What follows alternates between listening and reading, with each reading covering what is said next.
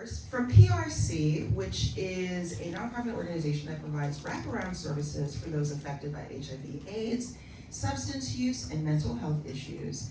Its mission is to help I already said that.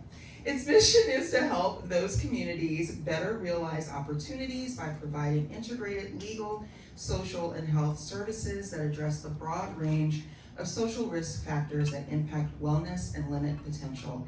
Please give a round of applause for the CEO of PRC, Chuan Teng, and the Chief Clinical Officer, Jessica Winterrowd.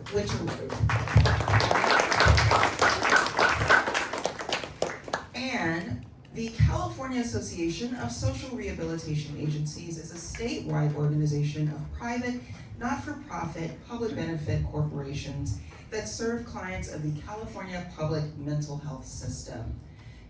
CASRA, C-A-S-R-A, is dedicated to improving services and social conditions for people with psychiatric disabilities by promoting their recovery, rehabilitation, and rights. Please give a round of applause for the Executive Director of CASRA, Chad Costello.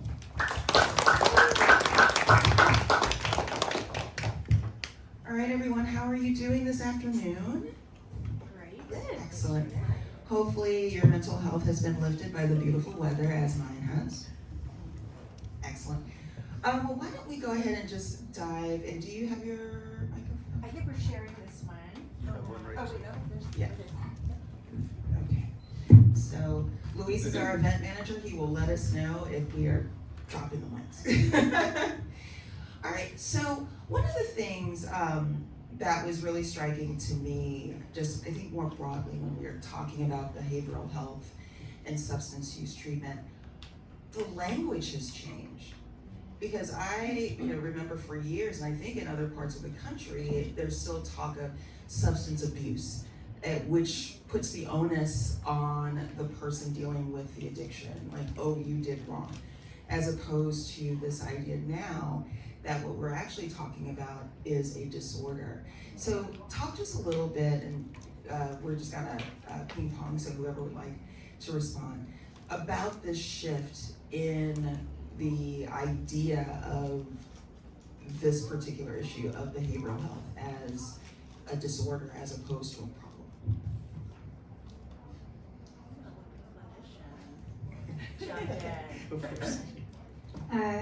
Good evening, everybody. Thanks for joining.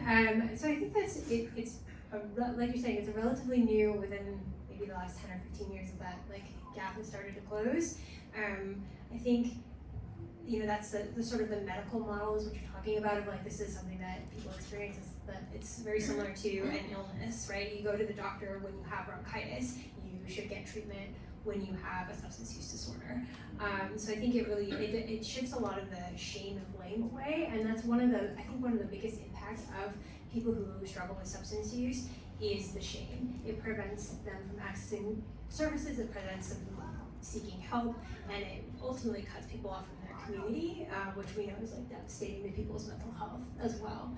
So I think there's been a shift, and kind of those two ideas are coming together of substance use disorder really is a subset of mental health. And it's very rare to meet somebody who has a history of substance use disorder who does not have some kind of what we're more typical clinical mental health issue. Yeah, so I think that's definitely.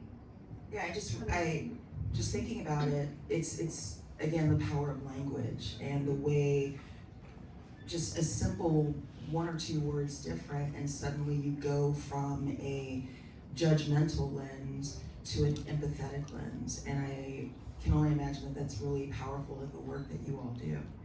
So talking about that work, what are some of the things that the general public gets wrong or misunderstands when we talk about substance use treatment or behavioral health? Chad? Well, I think so. A lot of times we talk about the system, and I always well, what system are you talking about, right? System sort of indicates a lack of organization that may not be present. Also to recognize that it all depends on what kind of coverage you have or don't have. If you have private insurance, you are supposed to be able to access behavioral health care. You may or may not be able to access that care. If you have Medi-Cal, You are also supposed to access behavioral health care, and quite frankly, the benefit package on the public side is far better than what you get on the private side. Seriously? Yeah. So where you have, on the private side, it's restrictions in access and availability. On the public side, it's restrictions really in availability, not necessarily access. Obviously, you have to have availability to have access, but the barrier for getting help on the public side is lower than that on the private side. So, there are folks, and I think in conversation with parents who purposely had their children get off of private insurance so they could access the richer benefits on the public side of the system because the private side wasn't doing its job. And so is that unique to California where the public side is more benefit? I know that on the private side's limitations are certainly not unique to California. That's a national issue. Right. I would say in terms of what we have on the public side and talking to other folks around the country, California in many ways is the envy of the rest of the country in terms of what people have access to, how much money we spend on behavioral health compared to other states. Yeah, I think, just to piggyback off of what Chad said, behavioral health, mental health, substance use disorder treatment has always been relegated to the public sector. It's the government's problem. It's an issue for, our city, our county to deal with. And so I think that there's been definitely this kind of certainly a separation between the private sector and public in terms of addressing mental health and substance use disorder. And and I think the private sector is now catching up in a large part because of the way that we perceive substance use disorders. Just as the question that you were getting at before. I think the other common misconception that I want to make sure people hear and understand is that recovery does work.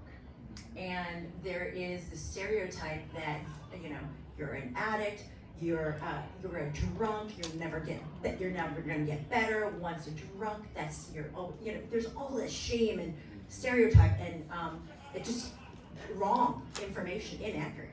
The truth is that people who seek recovery, by and large, do actually recover. And so I hope that we can all open our minds to that concept, is that human beings have a natural ability to heal. That's just that by being a human, you are designed, programmed to heal. So I want to make sure that people heard that. I love that. More often than not, when this subject is approached, it tends to be heavy and dour and, so many strikes against us, we'll never make it through the slog. But to hear that hopefulness is reassuring, because you all are in the trenches dealing or working with members of the community who are facing these challenges. And talk to us a little bit about what that is like. Like, what are some of the, unique or innovative approaches that you all at PRC have had to implement to support this community here in San Francisco? Do you want to say a few words first? We get really creative. We push the boundaries. One of the things that we have made a huge effort on is trying to lower the barrier to get into residential treatment.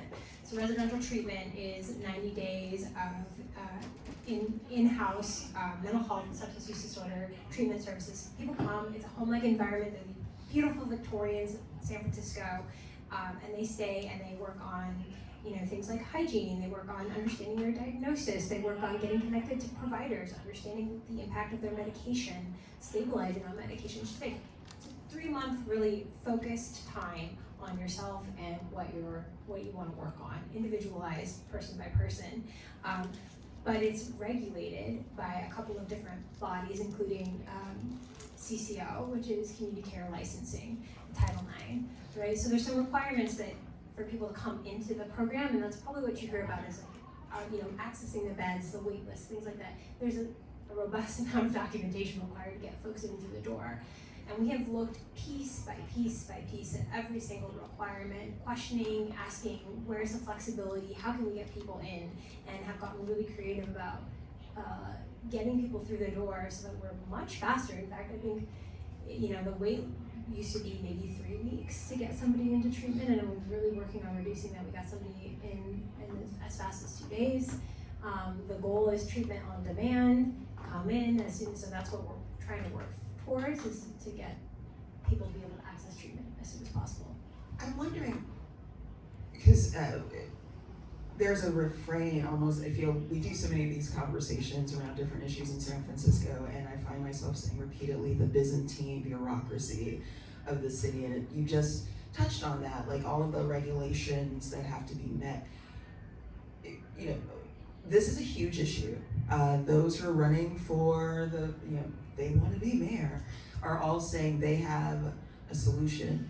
Are you finding any support from the electeds or administration around at least streamlining? Because you all have your arms open, ready to help, but you have this paperwork which impedes your ability to do it quickly. I can speak to that. I think I've had a pretty rich experience working with the city, and we have genuine partnership and collaboration. It is there. It's been there since the 1960s. So whether or not there is partnership, the answer is true, yes.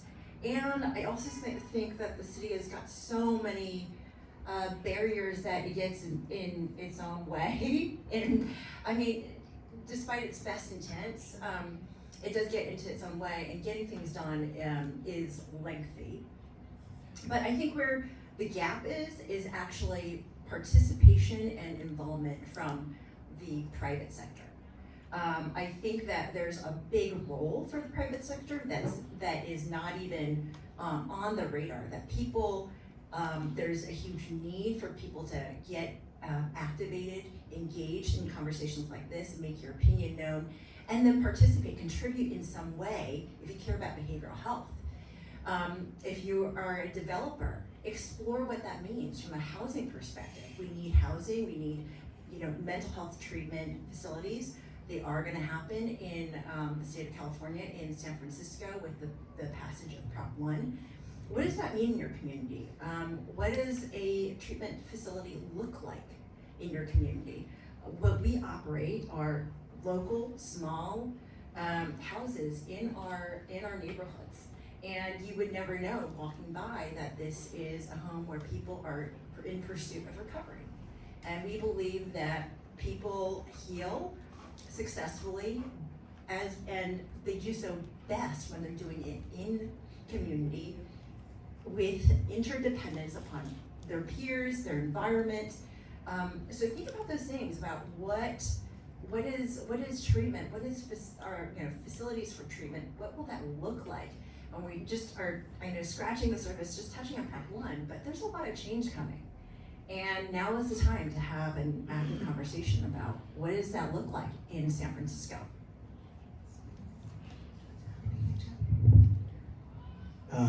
Change is happening. I think there are 14 different state level initiatives happening right now in the behavioral health space.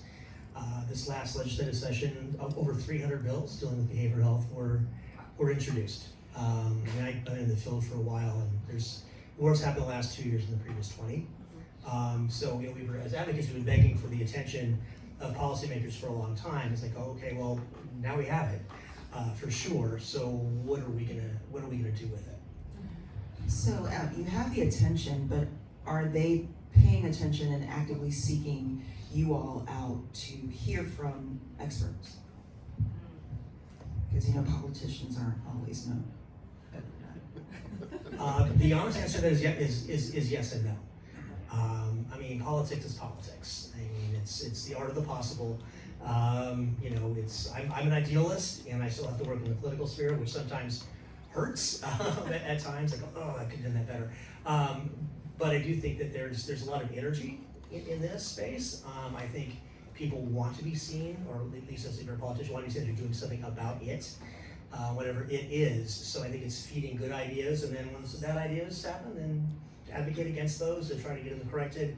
And then there's a whole bunch of other things that happen on the policy side, and that's on the implementation side. Getting something passed is one thing, but actually guiding the implementation on the fun regulatory sides of things, not quite as sexy, but that's really, really super important to make sure things actually get implemented correctly.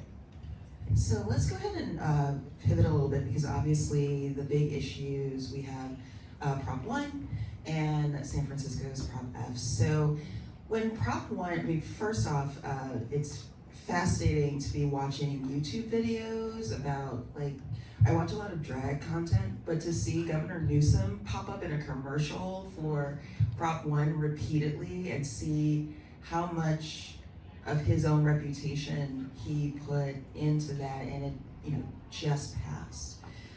Talk to us a bit about,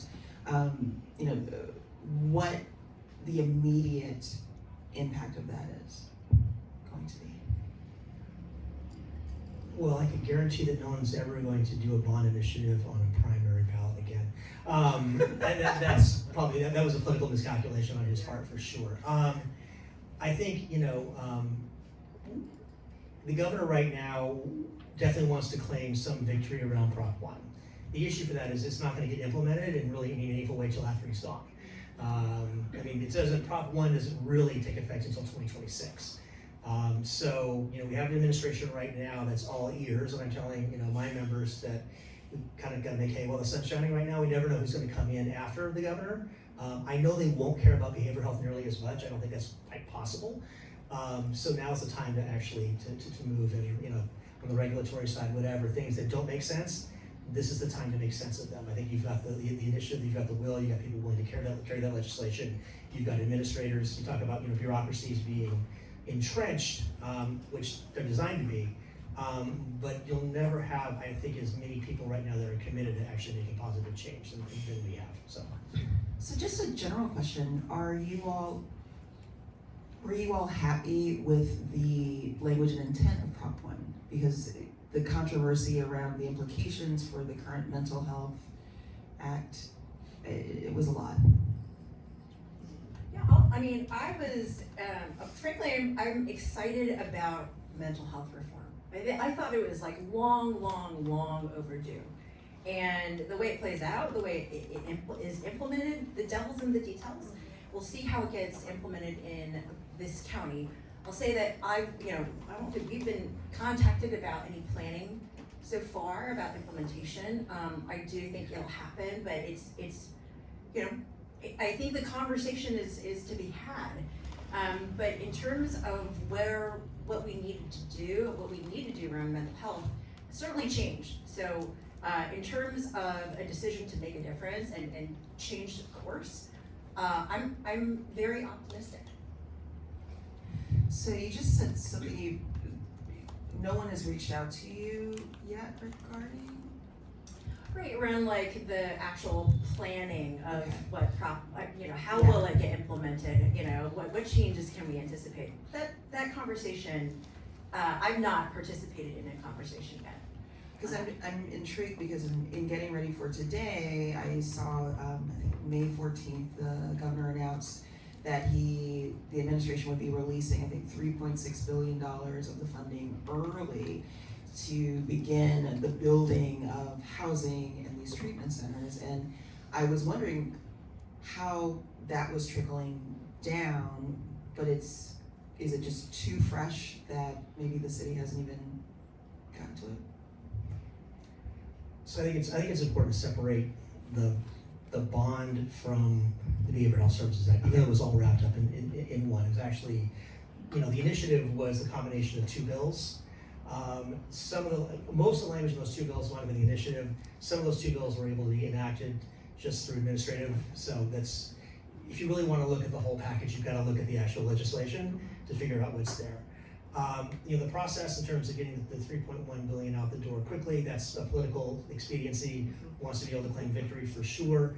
And it's going to happen ahead of that community planning process. That community planning process, the rollout date really for anything that's service director on BHSA isn't until July 1 of 26. And I was in Sacramento 3 hours ago, and listening to the folks from DHCS and the person who's at DHCS is in charge of implementing this, and those the parameters for those integrated plans aren't going to be released by DHCS until January 25. So the counties kind of don't have the direction of what needs to be in there yet. That doesn't mean you can't start having conversations now, because you can probably guess about some of it, which should be in there. It's not going to be that much different, but there are going to be different players involved in the previous process. So those are supposed to be open. Whatever plan winds up being developed is going to have to go through a comment period.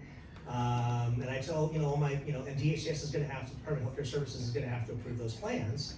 And so one really good way of not having a bad plan get approved is to not send a bad plan to DHCS in the first place.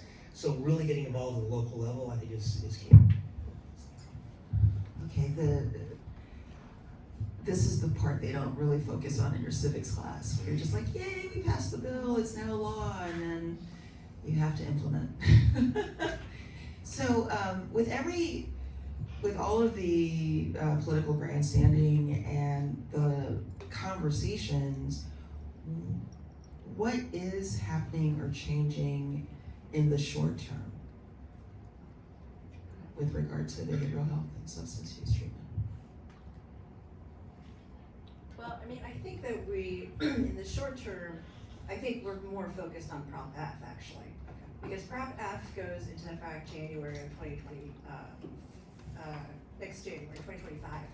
And so, Prop F, of course, is the new county, the city and county of San Francisco's proposition where we all voted and decided that for folks who are receiving public benefits and specifically general assistance, that anyone who is dependent upon illegal substances, they're going to be screened for their usage and their dependence, and then they are going to be required to participate in some form of treatment. So what that means, there's a lot of definition that we have to put pen to paper on, and what does that mean? What does treatment mean? What does dependence really mean? What are the consequences of you not complying? And that generally it means that you're going to lose your public benefit. You're going to lose your cash benefit. And so what are the consequences and what are the potential harms that could result from the loss of that public benefit? So, so Prop F is happening and it's kind of like trickling down, but locally, boy, we've got to figure out Prop F.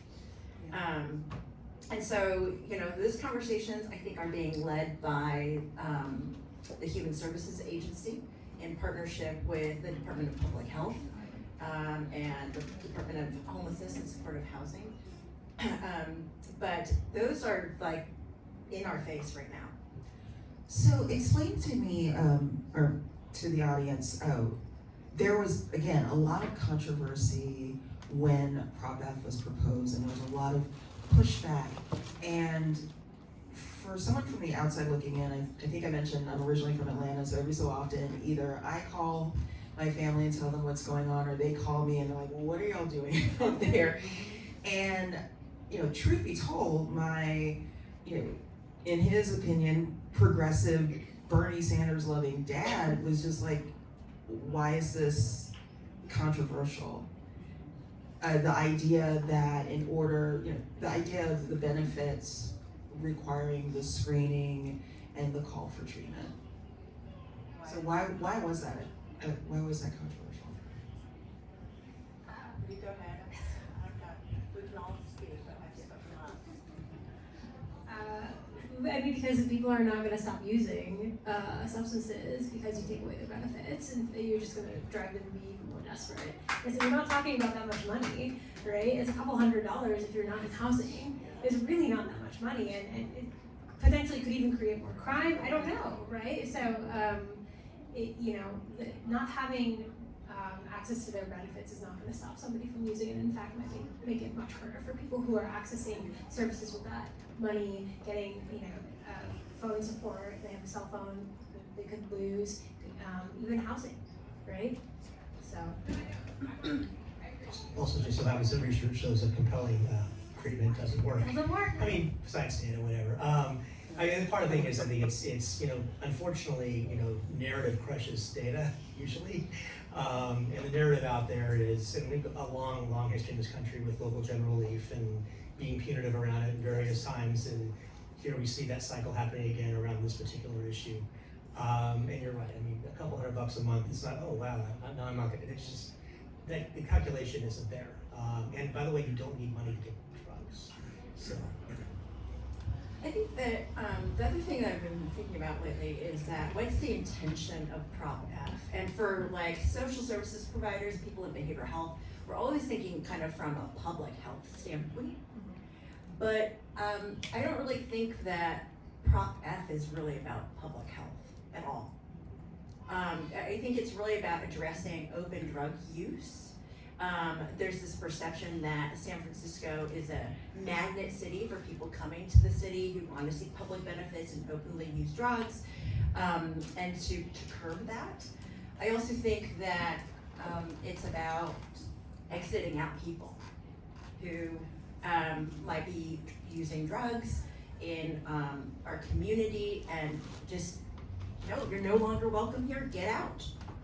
And so, I think it really comes from a law and order, political, point of view. So, from when I think about it and conceptualize this from that perspective, I'm like, I see what people are trying to do here. And from my public health perspective, I'm like, but that doesn't work from a treatment, right, perspective. So I think that's interesting for people to understand that this is not about treating people in public health. This is about, our perception around crime, getting homeless people off the street. And it's also not easy to get CAP benefits. Like it's not, you have to wait in line, there's a lot of paperwork. I think you may need to have an ID. That was true at least 7 years ago, not totally sure anymore. But, and then you have to continue to maintain it, and that's challenging if you're unhoused. It's even challenging for our clients who are, because they're still struggling with mental health issues that impact their ability to get somewhere on time, to maintain a schedule, to get those things done. So it's not like people are coming in and saying, oh, I'm going to get on San Francisco's benefits so I can stay here and use drugs. That's really not. That's not happening. I just have to say, I just really appreciate you all answering the question the way that you really dove in, because the challenge often is the silos that people get in around issues. And to your point, the conversation around public health is a separate and distinct conversation from law and order, clear the streets. They may have some coincidental overlap, but they're not the same. But so much of the coverage was very, they're wrong, then we're right, and then they're wrong and we're right. And so it was noise in a lot of ways, I think, for a lot of people. So thank you all so much, because you all are again on the front lines having to now deal with the implications of Prop F. And so what is that looking like for organizations like PRC? We want to make sure that people are, it is the thing, right? Now we have to accept it and deal with it, but I'm focused on how do we mitigate the harmful effects on people that may occur. And I really think that to do that, we have to be really thoughtful in some pre-planning and just, sketch out all the different scenarios that could potentially happen, and for that scenario, this is what we're gonna do. That scenario, we're gonna create an exception, whatever it is, and it has to be really methodical and quite detailed. And I think that, when we implement these policy decisions, a lot of that gets like, oh, we'll figure it out.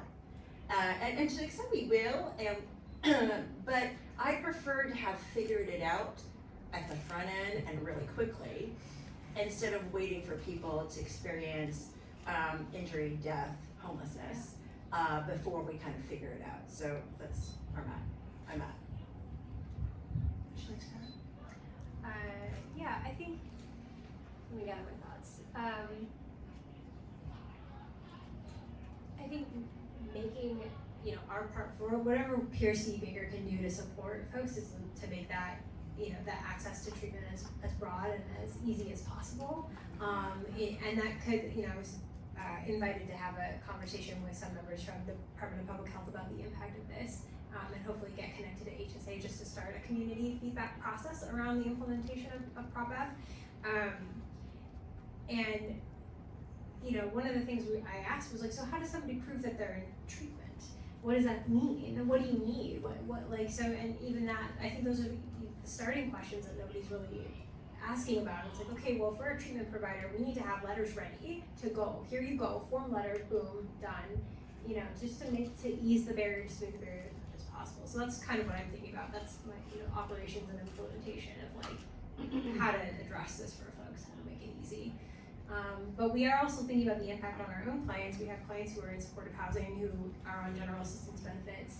You know, 30% of their income goes towards paying for their program fees to stay in the housing, and some of them use substances, right? And we're aware, and it's harm reduction, and actually one of the safest ways to manage it is to make sure that those folks are having active conversations with their case managers, with their roommates, so folks know, like, hey, if you're, you know, are you using in the house, are you using with a friend, like, what, do you have Narcan, are you educated about fentanyl test strips, and that prevents people from overdosing. It prevents people from utilizing emergency services. We have those relationships, we build those partnerships with our clients. And what happens if those folks get screened? You know, do they lose their benefits? I mean, we're not gonna turn anybody out on the street because of that sort of situation, but it's very, very upsetting for people in that. You know, it's very destabilizing, it's frightening, it causes a lot of anxiety for folks who are already experiencing a lot of anxiety. So there's a ripple effect. I'm trying to, so I actually read through, because I'm not from San Francisco, I'm not based here, so I read through Prop F yesterday, and I will say, wow, that was poorly written. I mean, it was, none of my policy students are here, it was like one of my policy students, right? But it was just the definitions, I mean, it bounces back and forth between dependence and addiction, and those are two different things. It singles out illegal drugs. I don't know, my liver doesn't read criminal code, it has no idea. I mean, there's just some of the stuff in here where I think it's gonna be really, on the implementation side, there's gonna be a lot of question marks. From an advocacy standpoint then, the opportunity here is then, I think advocates get to define what those things mean and make something that's not so great, slightly less worse than it would have been. So don't stand by and let other people do that. Really get in there. There's a lot of confusion, there has been a lot of confusion in the treatment community around dependence, and it's bounced back and forth, but they are different things. I can be dependent on something and not be addicted. I can be addicted to something and not dependent. I can also be both. And the treatment approaches are different, so. Wow. I'm amazed because the point you made about something so simple as how does someone demonstrate that they are in treatment? Duh. Like, that seems like so many of the things that seem so obvious get lost when you can tell, as you called, poorly written legislation is written in reaction as opposed to being proactive about a challenge. And with that in mind, San Francisco sort of sets the pace for much of what happens in California. What are you seeing with other municipalities? Are they looking favorably at something like Prop F? I probably don't have to tell you this, but San Francisco is very unique in lots of ways. Stuff that happens here will not happen anywhere else, and stuff that will never happen here. So it's really hard to take San Francisco as an example and play that out. But there is definitely, I think, a turn around thinking about compelling treatments, going back into sort of law and order sorts of stuff. Depending on the county where you happen to be, there are certain counties, Orange County being one, where you're starting to see some more talk about being far more punitive. And it really is about just shooing people out under the guise of helping them. Add to that. So, like, if that's the swing and there's this political momentum, okay, recognizing that, and you know, if we're gonna be punitive, let's also incorporate some carrots and rewards and incentives for people but the punitive only holding a big stick to people, we definitely know that does not work, but incentives do. Make, whatever system we design, let's create a system that makes sense for people who are experiencing substance use disorder, who are experiencing homelessness. Let's make it, oh, that's actually the best decision for me. That makes a lot of sense for me. So I think we have to think about, the design and how we move forward from both sides of the coin. So I have to ask, with all of these people who have made this legislation, and you use the word poorly, so we're running with that. How, if you had to give a grade for San Francisco's the Breed Administration and the Board of Supervisors, you can grade on a curve if you want. What would you give them? Trent, you strike me as like the nice teacher who's like, you're trying. That's tired. I've been told otherwise. Gosh, I like. You've put me in a difficult position, but I'll say this. I think that there's a lot of, gosh, if I'm gonna give a score. You can give a range if that's more comfortable. Yeah, I think I probably give it a 6.5. Because I think there's a lot more work we can do. And the thing is, I don't think it's all on government.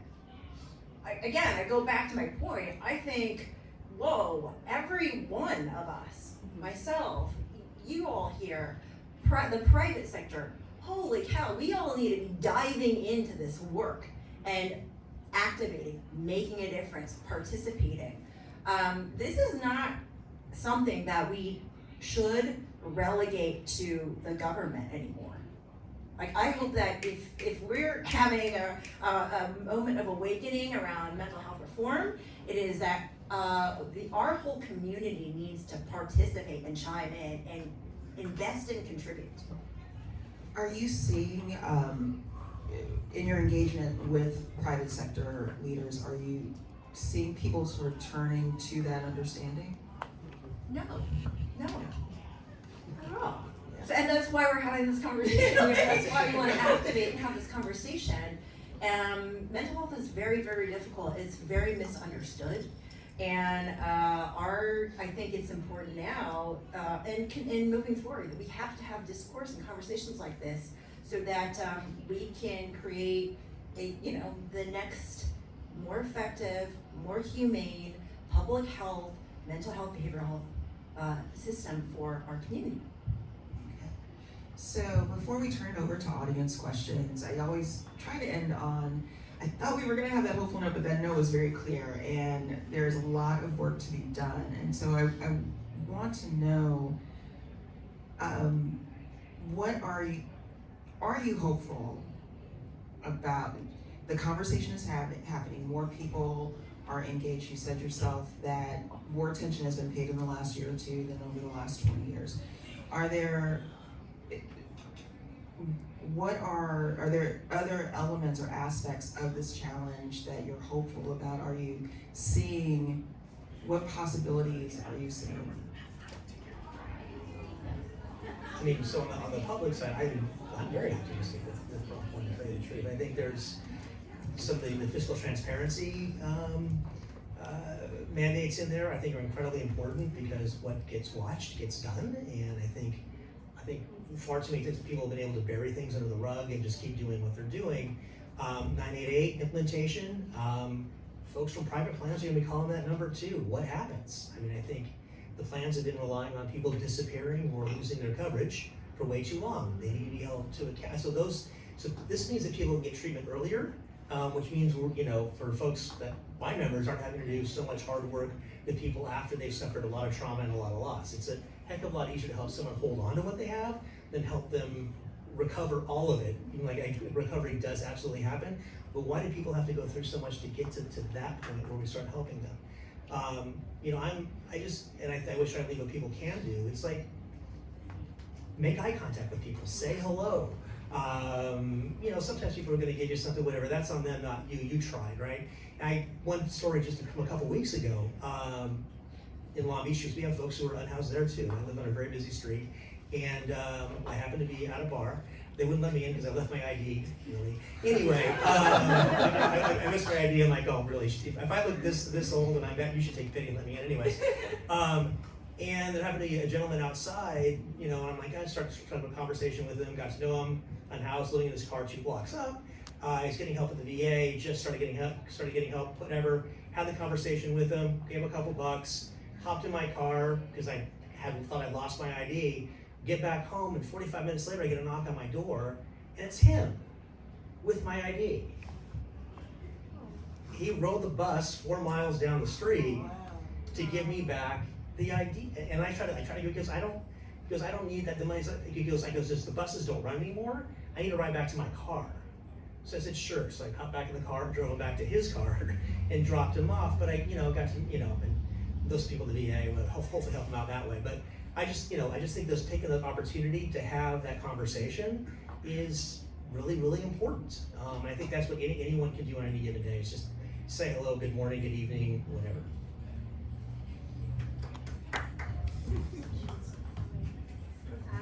I think just circling back to your original question about like the change in conversation around substance use disorder in the medical model, there's a conversation happening, in the milieu, in the zeitgeist. I think people are talking about their mental health. They're talking about their experience with their mental health, their family members' mental health, which leads to more people talking about their substance use and struggles with substance use as well. So it's becoming less stigmatized, and so the more that people who are not experiencing the trauma of being unhoused understand the nuances of mental health, the difficulties of it, the more robust conversation we can have, and I think the more empathy there can be for people who fall off and are so unsupported and fall through the cracks. So I feel hopeful too, just that there's a change in like the social awareness around mental health and education. I think that's good.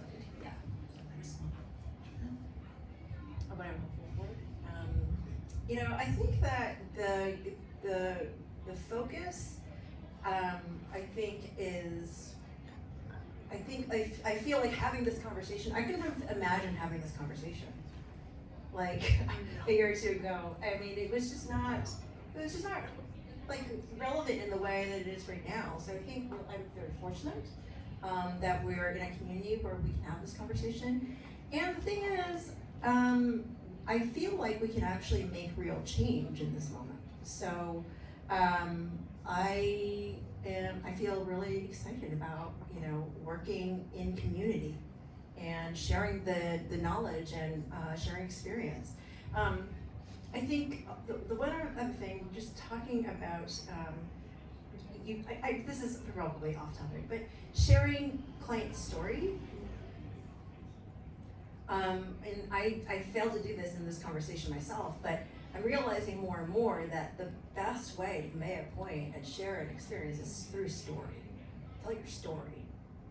Talk about your own challenge and experience with sobriety or recovery, or talk about your own mental health challenges. I certainly have dealt with anxiety and postpartum depression and all those things. I think having the platform to share that is really important. Be vocal. Excellent.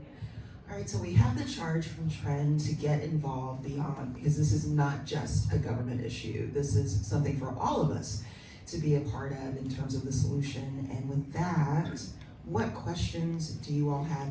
Luis here has the disco mic.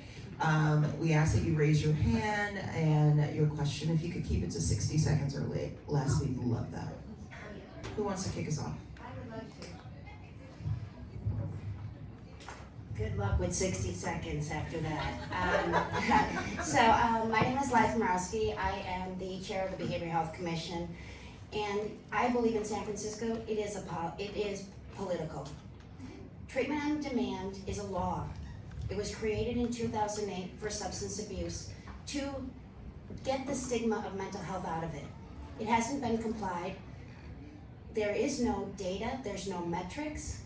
We've got cuts in 2012, 2014, 2017. We're gonna get more cuts. We have 70% cuts in facilities, co-ops. 90 days does not do recovery.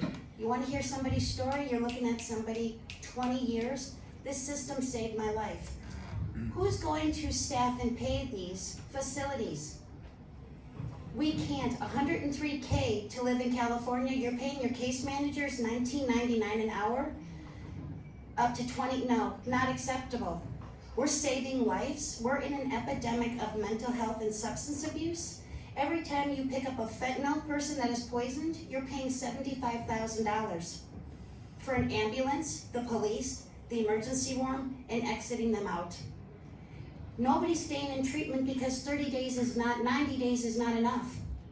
A year is enough. And where are you gonna put me after 90 days? And where is HSH? Where's their $32 million in case management ratio to client-centered care? Let's get Victor Lim here, let's get DPH here, let's get BHS here and stop the silos, because this treatment on demand needs to be implemented, and this would stop. You need to increase our wages, and you need to sustain people in San Francisco to create diversity. We're in a time of historical change, evolutionary change, and mental health is on the rise, and because it's invisible, it's not tangible, and they wanna punish us. Don't punish me, don't take away, you think taking away my money is gonna stop me from doing anything to get a drug? Are you kidding me? Are you kidding me? Do you think these people are playing Russian roulette out there because they want to? Something inside is broken. We need to hear their story and make a proper assessment. Otherwise, we're all on a hamster wheel, killing people. We're not doing it, and we're listening to the politicians waste a lot of money. There's $132K coming down there as a budget cut, and we can't get anybody to tell us where it's coming from. So this fantasy of what's gonna happen is a falsity. We're gonna be penalizing people, people are gonna be more scared, more isolated, and you're gonna see more deaths. And then let's add AI into there, and then let's read about the kids' generation right now. The generation of anxiety, top seller. Our kids are dying. AI and technology is creating mental health challenges. Please, please pay attention. It's sitting right in front of us. Okay, that's it. Thank you.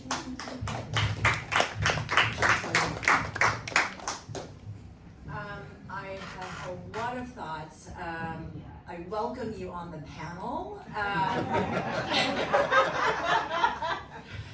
But a couple of things I really want to make sure, as we're having this like lifting the hood off of behavioral health from an operational standpoint, what are the challenges? And you touched on wages and staffing. This is a huge, huge problem for behavioral health and the entire health sector. It's keeping these 24-hour programs running with a safe level of staff. The facilities need to be rehabbed every 5-10 years. You always have to have something in your back pocket so that you can replace the roof, you can replace your windows. That is not contemplated. Just so on capital improvement, it's not contemplated by the system that is set up right now, where mental health and behavioral health is the funding right now is really there to support the staff, and even the staff don't, as you say, don't get paid much at all. And so there's a deficit right there in terms of what we recognize as part of kind of the necessary menu and package for someone to heal and recover. It has everything to do with your environment, your safety. So there's just the capital funding is not there. The staffing is the biggest problem. For anyone in behavioral health, you probably know, programs are getting shut down because the staff are not compensated at the level that they need to be compensated to live in San Francisco. But beyond that, there's a huge bottleneck, massive, delay at the state level to get clearance to work at many of our licensed programs. So just because I've met a wonderful person, sounds like you've got something to offer, you want to contribute to our programs, we've got to send your application over to Sacramento for clearance by Guardian before we can actually bring you into the program to work. And so therein lies another major barrier, is like getting people, the program staffed with quality, well-trained individuals. It's incredibly difficult. So I'd love to have a further conversation with you and get to know you. Thank you for sharing your opinion and your perspective. Valuable. Thank you. Is there anything, I mean, to that point, you've challenged us to all be a part of the solution for this. What can we, as individual residents, do? I mean, she's right, like $18, $19 an hour sounds great to someone in Mississippi, but in San Francisco, that'll barely get you a cup of coffee. Yeah. What can we, what voice can we give to try and address those issues that you've pointed out? Well, there's so many practical, like everyday things that you can do. And I can give you some examples of how people are getting involved with PRC and the work. For example, if you have a creative design, oriented mind, we have a volunteer who's experienced her own trauma, and she's a brilliant designer, interior designer. And she's the spouse of one of our consultants, and she says, I'm gonna donate my time to help you refurbish, redesign, kind of lay out your space. And it's all gonna be for free because I like what you're doing. And I know I value space, your environment. I know how it contributes to your healing. You can participate in that way. Join our advisory group. Why don't you chime in? Your opinion matters. Participate in conversations like this. Let us know what you think about how our programs are appearing in your community. I don't know if you've heard of DPH's Good Neighbor policy, but it's an open invitation to the public to share what concerns, what issues you're facing, you're experiencing with our programs, and we want to hear. Our goal is to create the most effective programs, high quality programs possible. And that has to happen with feedback. You can also, and if you're involved in philanthropy, and as I've said, there's this huge, massive gap. I think worldwide, the number of philanthropic dollars committed to mental health and behavioral health is like 0.5% to up to 5% worldwide of all the philanthropy dollars. And that pales in comparison to the funding that's going to cancer or HIV. Like, it's just not even comparable. And there's much more to do in terms of private philanthropy in making a difference in the work around behavioral health. Thank you. A question here, Suzanne. Hi everyone. It does work. 24 years ago, I was hospitalized in Kentucky, and at the time, Kentucky had Dr. Myers, and dual diagnosis was one of the most renowned people in the field, and they had a program in Louisville, Kentucky, which I went through. And thank God it got me away for a while, and they found some medicine. They dealt with bipolar disorder. They also dealt with crack addiction. And then I was in a halfway house, and it was a year-long thing.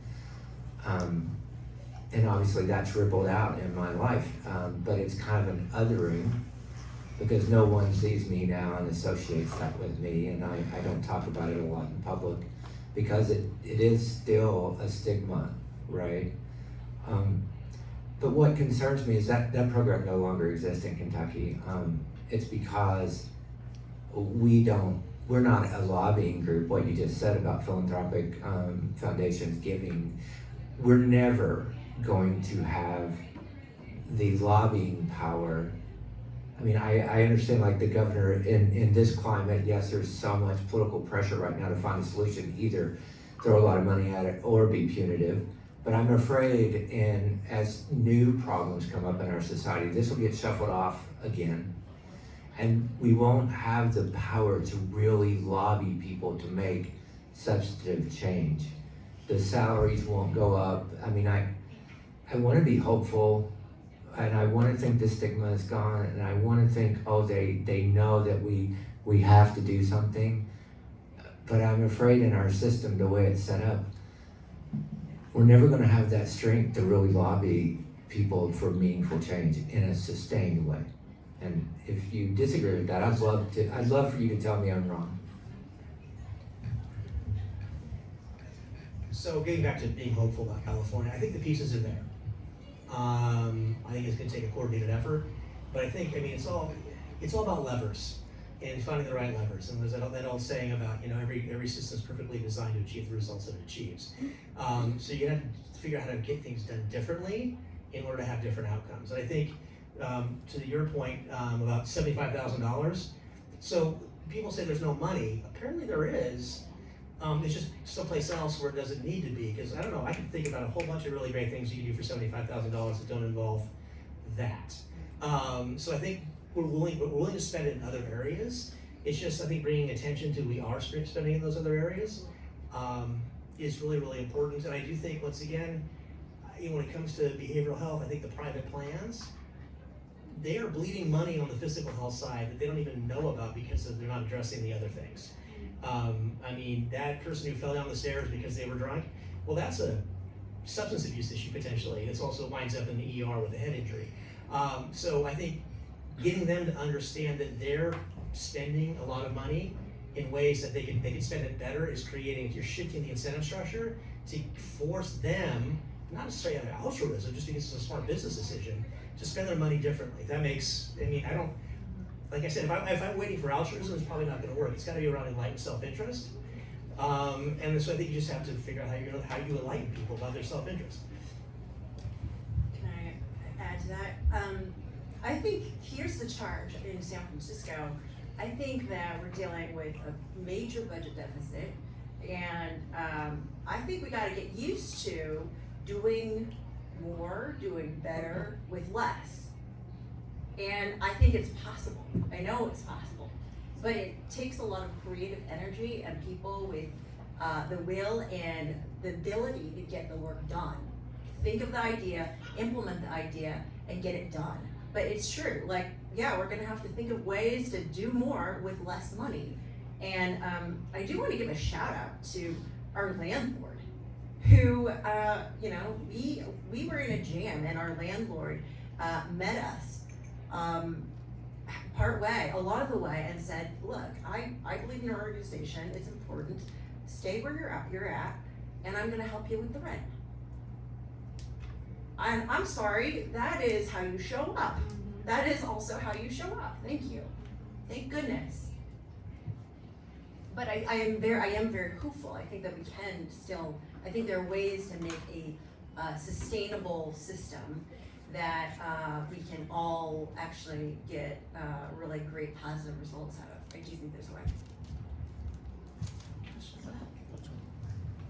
And I appreciate you guys taking the time to have this tough conversation, right? And as somebody representing, I guess, the public sector, the frustration lies, for me personally, in what I see out there on a daily basis. In and around supportive housing sites. You guys mentioned Prop 1, Proposition F, SB 43 I didn't hear mentioned. These are all opportunities to actually implement potential changes that actually make a difference. What it sounds like what we focus on is the symptoms. Substance use disorder, mental health, for the most part, are symptoms of something more deeply rooted in individuals. And, it's frustrating to hear because, we're here talking, right? But at this stage, it's about action. I heard creative solutions, you know what I'm saying? Resources aren't the problem in San Francisco. It's all the people that have their hands in the cookie jar, right? And much like I had a side conversation earlier, what does the data show, right? I heard someone say up there that recovery works. What's the success rate of PRC for people coming through treatment? Whether it's 90 days, whether it's 12 months, whether it's an extended stay. Those are the things that drive change, right? And if people are continuously revolving and coming through these doors, something has to change. You know what I'm saying? And it's just not fair, you know, to the public. And, you know, when's the last time you guys have been in a supportive housing site in the Tenderloin, around the corner here in the Mission, in Soma area? Those are hotbeds. 80 to 90% of the residents in those places have substance use disorder. So why not start there, right? Because what's the biggest intervention when it comes to harm reduction and addressing these issues? Anybody can answer up there. Housing, right? Getting people off the street. So we create this navigation center process when the Super Bowl came to San Francisco. We get people in this housing, started the Department of Homelessness, right? But billions of dollars have been thrown at it, and what change do we see on the street? I mean, it sounds real good, and it's not personal against anybody up there, but this is absolutely ridiculous, right? That this conversation has to keep being gone over and over, regardless of who's in office. Like it was said, this is a public issue. We all have to take responsibility. I know I do my part, and there's no question about that. And I'm sure other people in here do as well. But we need less talk and more action at this point. Creative solutions by the leaders, and not just, like I said, taking. Because at some point, who's accountable for this mess, right? Who's accountable for the budget issues that PRC had a couple years ago and the spending issues? Who takes responsibility for that? Business as usual, and we just keep going? Can we give them an opportunity? Absolutely, Actually, I'm sorry. You gave them a lot to respond to. For sure. Who wants to tackle? Well, I mean, I can tackle some of that. You have a lot of, thoughts and valuable opinions. And I'm with you on creative solutions. On the issue of housing, it's hard to find housing for people when there's an insufficient housing. I mean, that's like one of the fundamental issues, right? It's affordable, attractive living spaces, homes for people that, you know, people actually want to live in. So part of what we're seeing happen, hopefully with the state Prop 1, is an investment in housing, but it's gonna take partnership from the public, from private developers, construction industry to like come and either rehab, convert, and build new facilities. And on your last point on who's gonna take responsibility for PRC's budget problem, I took responsibility for PRC's budget problem. All the senior leadership here, our board of directors took responsibility for the budget problem. The city took responsibility for the budget problem. We've been accountable to the organization, to the city. Anyone who wants to say otherwise, I'm happy to have another conversation, but I'm damn proud of the accountability that we've taken for the organization. And the results, go ahead and Google PRC and see what our clients are saying about the organization and the services. I was actually shocked to find that out of 134 reviews that we've never solicited, 4.7 out of 5 stars. So, here's an opportunity for me to state on record what I think of the organization, and what I fully embrace accountability. And I can't wait, let's get creative, let's be accountable, let's make change, let's do it. And I'm waiting, who are the people? Raise hands. Let's get it going. I think also just to address the larger issue is that we all work in the behavioral health space, and we're here talking about the focus of the day, which happens to be substance use and homelessness and all that, right? Not everybody who has a behavioral health issue is homeless, by the way. There's a whole bunch of people who aren't, right? It's the majority of folks, actually. Homelessness comes in all kinds of different flavors, not just the folks you see. I teach at community college level. I had 12 students in my class. 2 of those students are homeless, technically homeless, right? And they're still showing up at community college.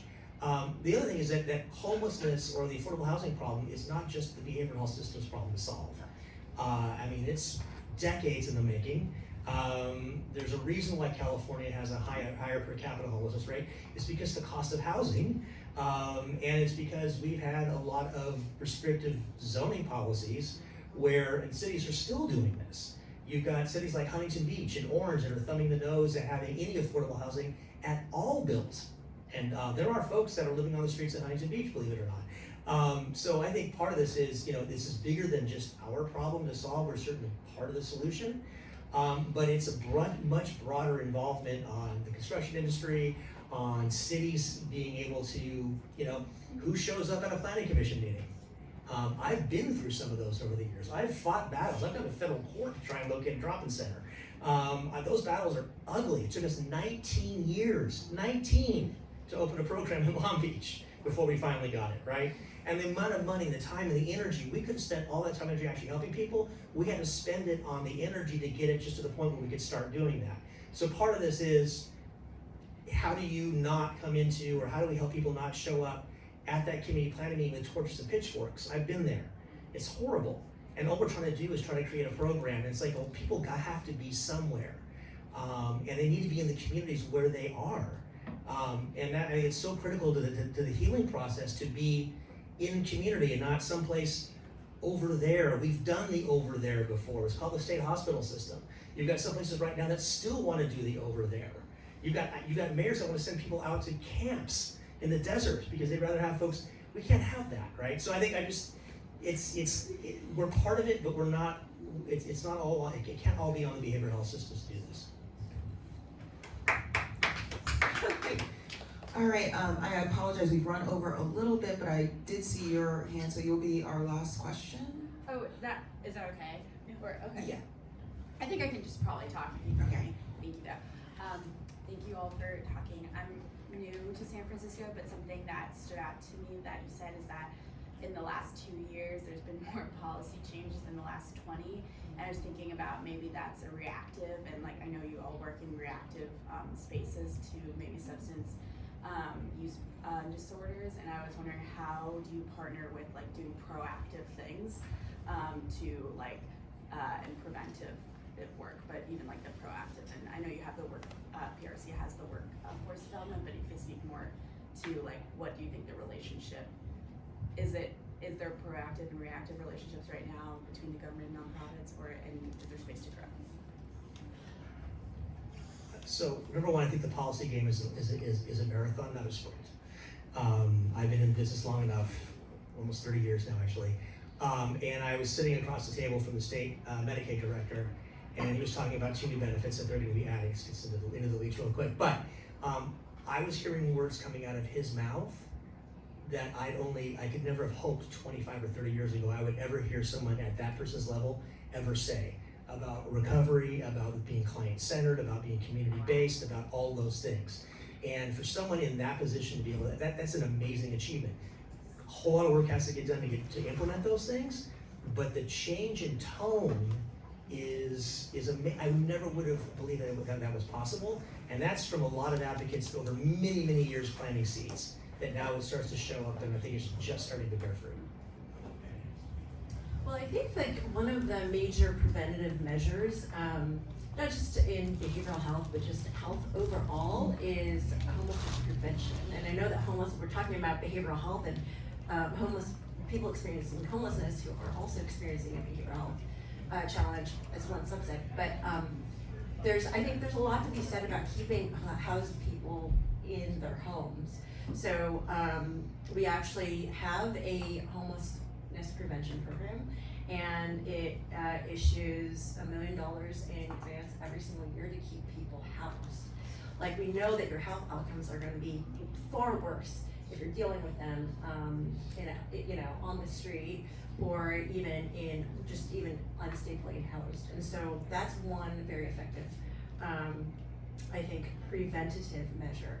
I think there's also, we're not active in this space, but there's also a lot more attention around addressing behavioral health, mental health challenges in adolescence.